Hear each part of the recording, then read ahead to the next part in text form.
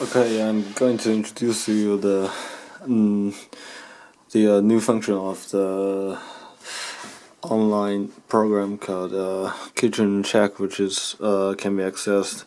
I think if you have a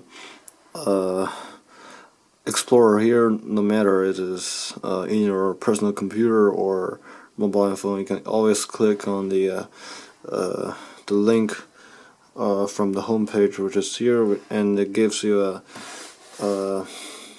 application, and just for it to be loaded, and we're gonna introduce you to the idea of this program is to check the dimension and the position of the 3 points of the kitchen working triangle. So a kitchen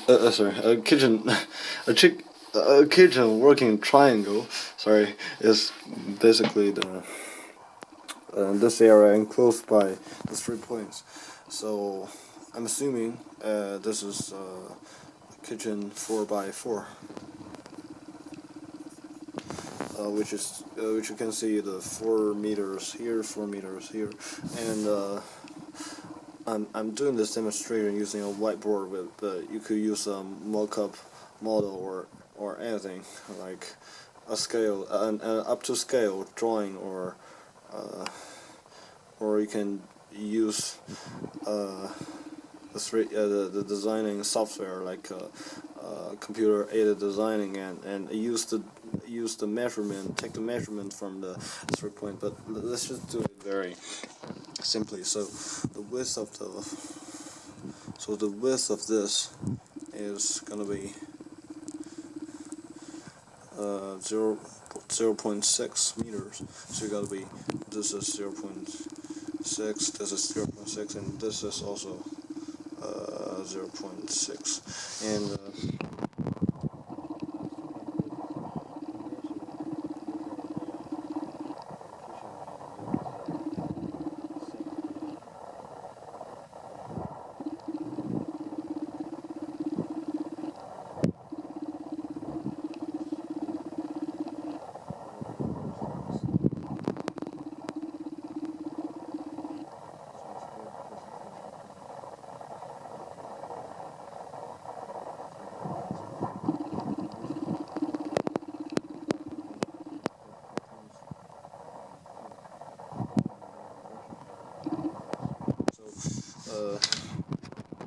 to make it more intuitive or less intuitive, I'm just using this object to mark those things. Okay, that doesn't look like anything, right?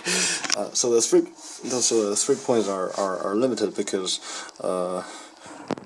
the area between these two can't be too small, or if you cook something here, it's gonna be very dangerous if you do other things here. But if it's too, it can't be too long, or it's going to be very inconvenient. So the low limit of this is 1.2, which I think, and upper limit of 2.7. It doesn't matter because the software recommends this for you, and what you get is the 3 coordinates of the triangle. But you could this is made very simple because you can just read the grid here. So there's 1, 2. So the y value is 2.5 maybe, and x value, which is the width of this. I'm setting this point as 0, 0, but you could set any point you like. 0.6, for example, and that is the B point is gotta be, the y value is gotta be 0.6, right? Because there's 0.6, and the x value, as you can read from the grid here, there's 2, so that's just 2 basically, and that's another point. Right, so that's gonna be 4 minus 0.6 is 3.4. Sorry, 3.42 here, and you open this application, and it gives you the property of the kitchen working triangle that you just made, because the most elemental thing is the point, essentially, but the input is always in millimeters. So I got the x value as a, which is 0.6. It doesn't need to be very accurate, but I just made it, and the y value of a is 2.5. You can see the graph here. Oh, that's 2. Yeah, that's. And the b value, probably see better than 1. And that's 600, right? About 600, but it doesn't have to be very accurate, because that 5 stands for 5 millimeters. And if you want to be exactly correct, I would suggest you to use a computer, the program in the personal computer. But since it's a new version, so that's 3.5. I'm just making it 3. Wait. 3.4, right? And that's 2.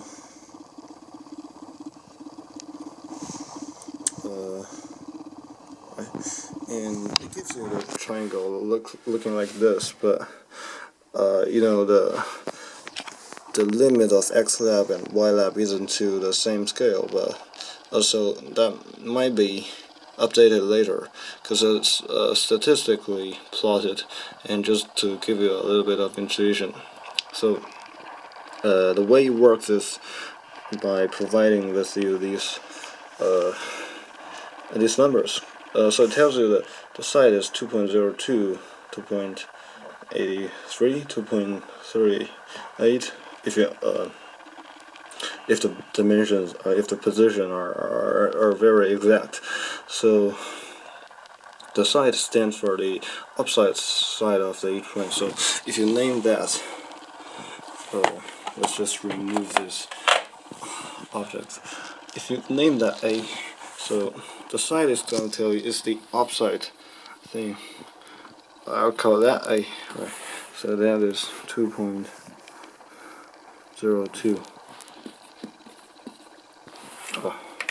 Just do a little bit of tidy up here, right? So to kind of destroy the image, but it doesn't matter here. So the first point of input is here, so the first side it gives us is the opposite side. So that tells you that it's 2.02. It tells you that side A, okay. So that in terms of the limit of kitchen working triangle, its perimeter and not perimeter, its length is meets the requirement of the kitchen triangle, so that's okay. And the side B, which name that B, so that's gotta be B. Alright, so there's 2.8 is 3, so it tells you that side B is too long, right? And side C 2.38, it tells you that it's okay. So the perimeter is 7.23. The perimeter is okay. So there's an indicator and deviation and working error. The working error is very simple. It's just a working error here. So we explain that later. But some more important things, the deviation of indicator. These aren't really the deviation of the 3 dimensions, because we are assuming that according to some textbooks or reference books about the working triangle, for a triangle like this, if the 3 sides of the triangle are relatively close, that's got to be very ideal, because the the arm length and the working radius of people doesn't really get longer or shorter uh, if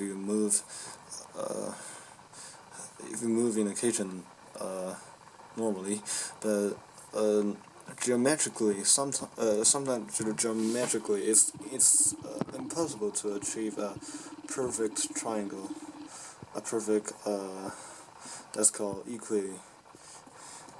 That's what you name it. But so this tells you. For another thing, there's a low limit and the high limit of the side of the triangle. So we're assuming in the halfway there, it's gotta be a very proper side of this. So we are extending it to 3 dimensions. So that's x. Actually, that's the side A, the for which we mean the length of the side A, and this is the side B, this is the side C, right? So if we get a perfect working triangle, it's not really technically perfect, but if our assumptions are correct, it's got to be the very ideal triangle to have 3 points and three points so that the side of the three sides of the three sides of triangle is gonna be similar. So I'm just gonna plot it in this, so we can extend anything in multiple dimensions. So that's just the length of A, that's the length of B, and that's the length of C. It's gotta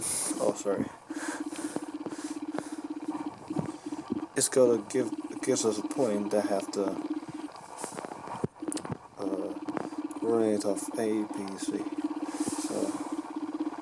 So this indicator tells you that, and we get a different triangle here. For example, if this A is smaller, this B is longer, and C is also longer. So A is smaller, B is longer, and C is also longer. So it gets here. So we are measuring the distance between these two things to tell you how far is this point from this point. So how not ideal is this triangle gotta be.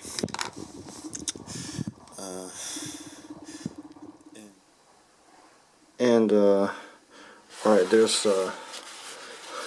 that's the triangle from the example. It's not a triangle we did.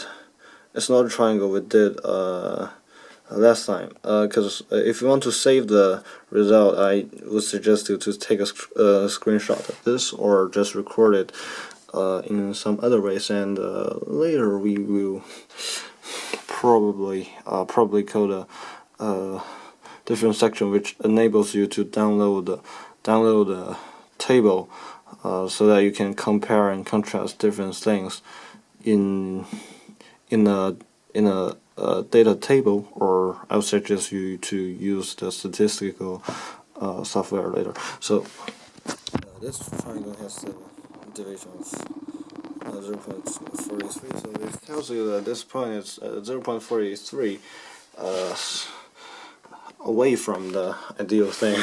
So the indicator is that it's telling how to adjust this point. So 0.29. So it tells you that size A is, if you move size A at 0.29 longer, it's got to be a better value than before. And if you move size, if you enlarge size B, it's to make size B shorter. 0.47 it's got to be better, and you need to enlarge size C by 0.60. But that's still a very multiple dimension thing. So there's a more practical way of doing this is to actually try those using these slide bars and see how these things work. So we can get back to the previous example, but let's just simplify a little bit.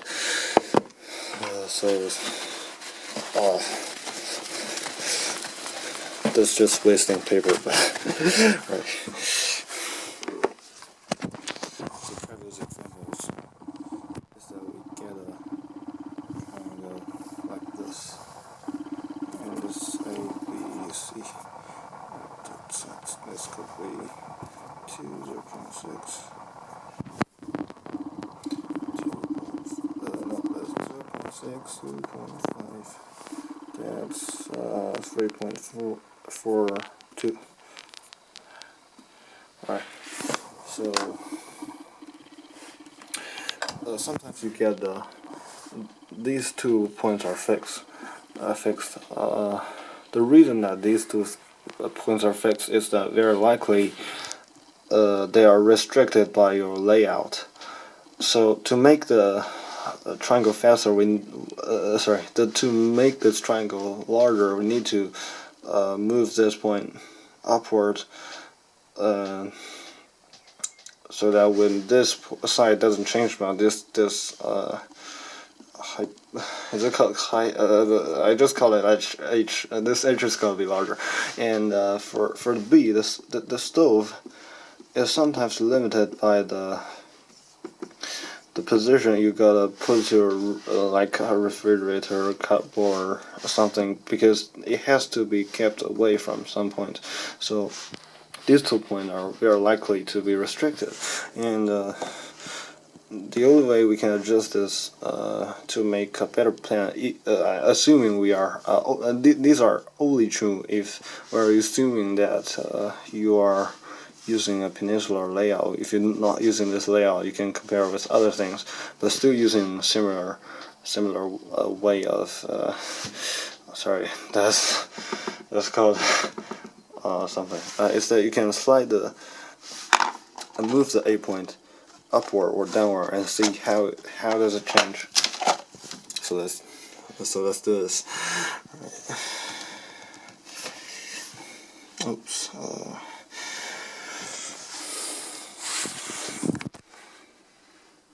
Right. So you can just click on that, which I just discovered. But yeah, so the x value of 8 is fixed.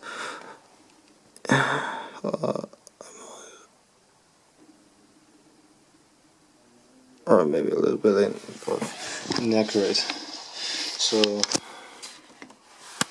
to flip this page around, yeah, a little bit more accuracy, isn't it? No, it doesn't. Right. And what we gotta do is to slide the y value a little bit and see how the division changes.